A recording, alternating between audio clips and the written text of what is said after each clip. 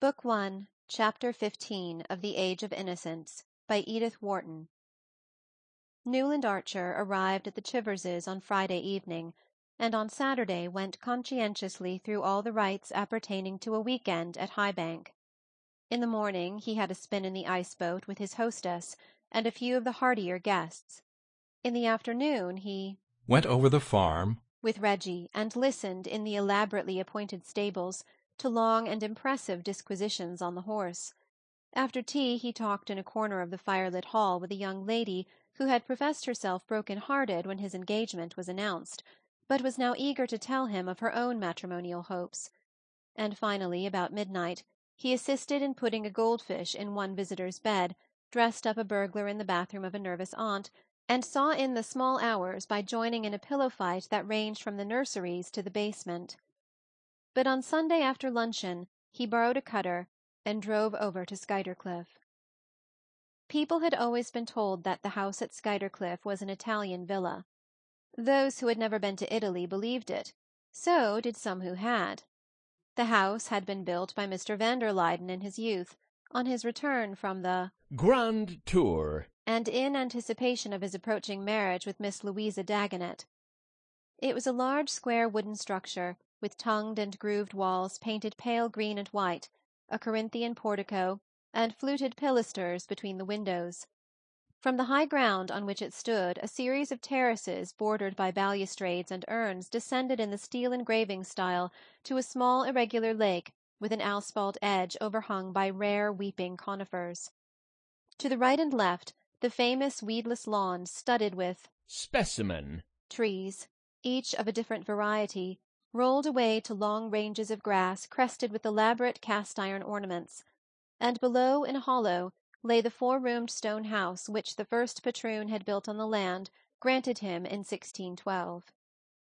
Against the uniform sheet of snow and the greyish winter sky the Italian villa loomed up rather grimly.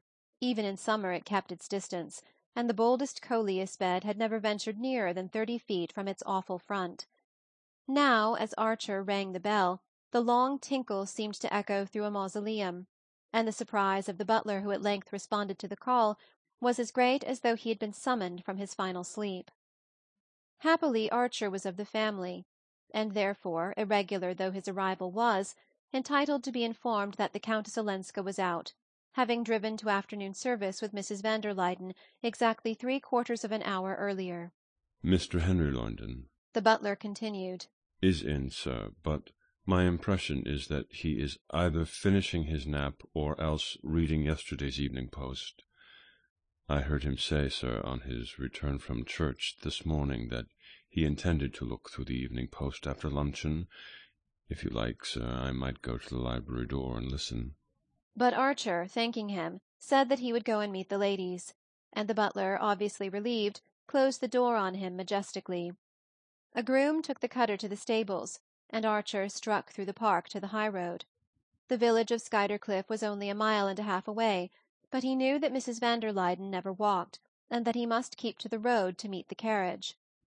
Presently, however, coming down a footpath that crossed the highway, he caught sight of a slight figure in a red cloak, with a big dog running ahead. He hurried forward, and Madame Olenska stopped short with a smile of welcome. "Ah, you've come," she said, and drew her hand from her muff. The red cloak made her look gay and vivid, like the Ellen Mingott of old days, and he laughed as he took her hand and answered, "I came to see what you were running away from." Her face clouded over, but she answered, "Ah, well, you will see, presently." The answer puzzled him. "Why, do you mean that you've been overtaken?" She shrugged her shoulders with a little movement like Nastasia's, and rejoined in a lighter tone, "Shall we walk on? I'm so cold after the sermon. And what does it matter, now you're here to protect me?" The blood rose to his temples, and he caught a fold of her cloak. "Ellen, what is it? You must tell me." "Oh, presently. Let's run a race first. My feet are freezing to the ground," she cried, and gathering up the cloak she fled away across the snow, the dog leaping about her with challenging barks. For a moment Archer stood watching, his gaze delighted by the flash of the red meteor against the snow. Then he started after her, and they met, panting and laughing, at a wicket that led into the park. She looked up at him and smiled. I knew you'd come. That shows you wanted me to. He returned, with a disproportionate joy in their nonsense. The white glitter of the trees filled the air with its own mysterious brightness, and as they walked on over the snow, the ground seemed to sing under their feet. Where did you come from? Madame Olenska asked. He told her, and added, It was because I got your note. After a pause, she said, with a just perceptible chill in her voice, May asked you to take care of me. I didn't need any asking. You mean I'm so evidently helpless and defenseless? What a poor thing you must all think me. But women here seem never to feel the need, any more than the blessed in heaven. He lowered his voice to ask, What sort of a need? Ugh, don't ask me. I don't speak your language. She retorted petulantly. The answer smote him like a blow, and he stood still in the path, looking down at her. What did I come for if I don't speak yours? Oh, my friend.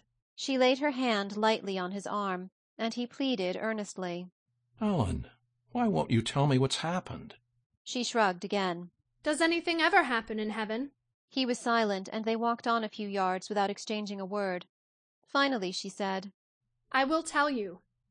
But where? Where? Where? One can't be alone for a minute in that great seminary of a house, with all the doors wide open, and always a servant bringing tea, or a log for the fire, or the newspaper. Is there nowhere in an American house where one may be by oneself? You're so shy, and yet you're so public.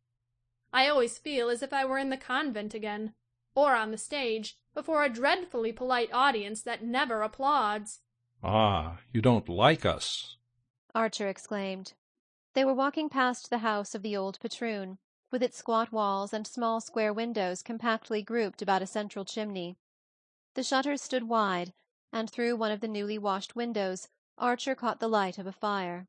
Why, the house is open, he said. She stood still. No, only for today at least. I wanted to see it, and Mr. van der Luyden had the fire lit, and the windows opened, so that we might stop there on the way back from church this morning. She ran up the steps and tried the door. It's still unlocked. What luck! Come in and we can have a quiet talk. Mrs. van der Luyden has driven over to see her old aunts at Rhinebeck, and we shan't be missed at the house for another hour. He followed her into the narrow passage. His spirits, which had dropped at her last words, rose with an irrational leap. The homely little house stood there, its panels and brasses shining in the firelight, as if magically created to receive them. A big bed of embers still gleamed in the kitchen chimney, under an iron pot hung from an ancient crane. Rush-bottomed armchairs faced each other across the tiled hearth, and rows of Delft plates stood on shelves against the walls. Archer stooped over and threw a log upon the embers. Madame Olenska, dropping her cloak, sat down in one of the chairs. Archer leaned against the chimney and looked at her. You're laughing now, but when you wrote me you were unhappy, he said. Yes. She paused. But I can't feel unhappy when you're here. I shan't be here long, he rejoined, his lips stiffening with the effort to say just so much and no more. No, I know. But I'm improvident. I live in the moment when I'm happy. The word stole through him like a temptation, and to close his senses to it, he moved away from the hearth and stood gazing out at the black tree-boles against the snow. But it was as if she too had shifted her place, and he still saw her, between himself and the trees, drooping over the fire with her indolent smile. Archer's heart was beating insubordinately. What if it were from him that she had been running away, and if she had waited to tell him so till they were here alone together in this secret room? Ellen, if I'm really a help to you, if you really wanted me to come, tell me what's wrong. Tell me what it is you're running away from, he insisted. He spoke without shifting his position, without even turning to look at her. If the thing was to happen, it was to happen in this way, with the whole width of the room between them, and his eyes still fixed on the outer snow. For a long moment she was silent, and in that moment Archer imagined her, almost heard her, stealing up behind him to throw her light arms about his neck. While he waited, soul and body throbbing with the miracle to come, his eyes mechanically received the image of a heavily coated man with his fur collar turned up who was advancing along the path to the house. The man was Julius Beaufort. Ah! Archer cried, bursting into a laugh. Madame Olenska had sprung up and moved to his side, slipping her hand into his.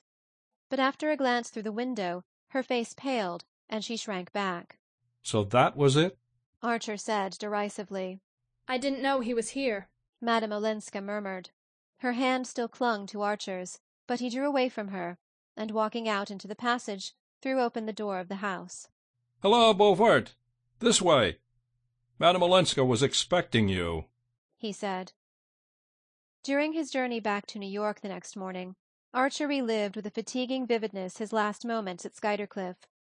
Beaufort, though clearly annoyed at finding him with Madame Olenska, had, as usual, carried off the situation high-handedly. His way of ignoring people whose presence inconvenienced him actually gave them, if they were sensitive to it, a feeling of invisibility, of non-existence. Archer, as the three strolled back through the park, was aware of this odd sense of disembodiment, and humbling as it was to his vanity, it gave him the ghostly advantage of observing unobserved. Beaufort had entered the little house with his usual easy appearance, but he could not smile away the vertical line between his eyes. It was fairly clear that Madame Olenska had not known that he was coming, though her words to Archer had hinted at the possibility. At any rate, she had evidently not told him where she was going when she left New York, and her unexplained departure had exasperated him. The ostensible reason of his appearance was the discovery, the very night before, of a perfect little house, not in the market, which was really just the thing for her, but would be snapped up instantly if she didn't take it, and he was loud in mock reproaches for the dance she had led him in running away just as he had found it. If only this new dodge for talking along a wire had been a little bit nearer perfection, I might have told you all this from town, and been toasting my toes before the club fire at this minute, instead of tramping after you through the snow, he grumbled, disguising a real irritation under the pretence of it. And at this opening Madame Olenska twisted the talk away to the fantastic possibility that they might one day actually converse with each other from street to street, or even, incredible dream, from one town to another. This struck from all three allusions to Edgar Poe and Jules Verne, and such platitudes as naturally rise to the lips of the most intelligent when they are talking against time, and dealing with a new invention in which it would seem ingenuous to believe too soon. And the question of the telephone carried them safely back to the big house.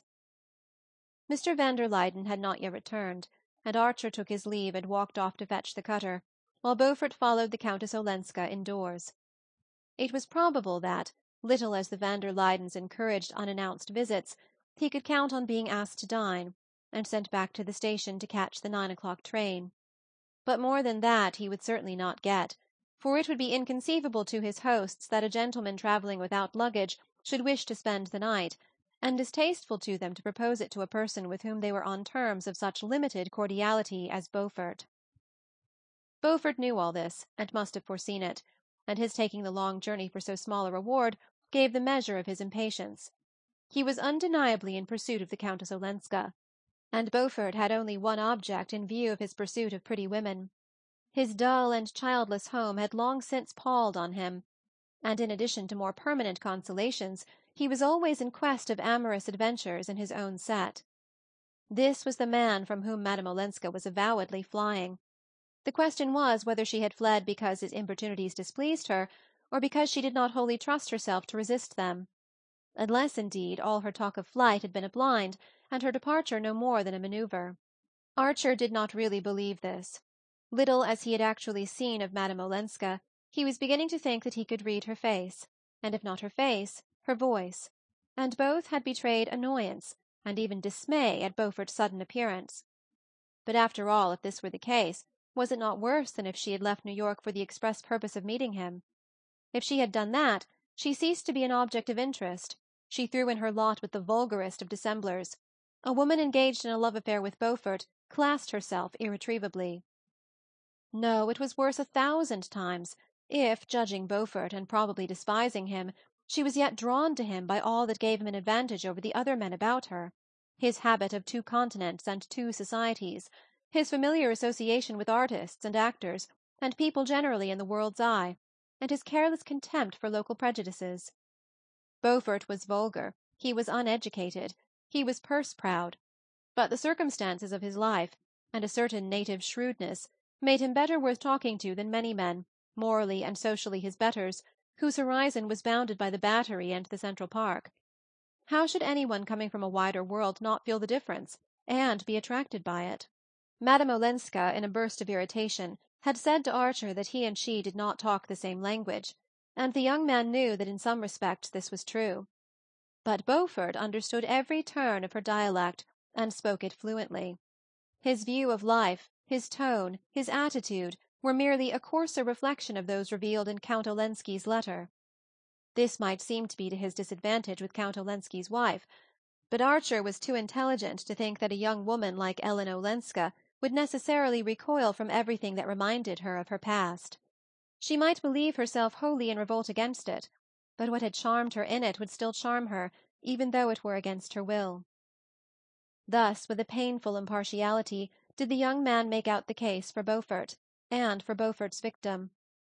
A longing to enlighten her was strong in him, and there were moments when he imagined that all she asked was to be enlightened. That evening he unpacked his books from London. The box was full of things he had been waiting for impatiently: a new volume of Herbert Spencer, another collection of the prolific Alphonse Daudet's brilliant tales, and a novel called Middlemarch, as to which there had lately been interesting things said in the reviews.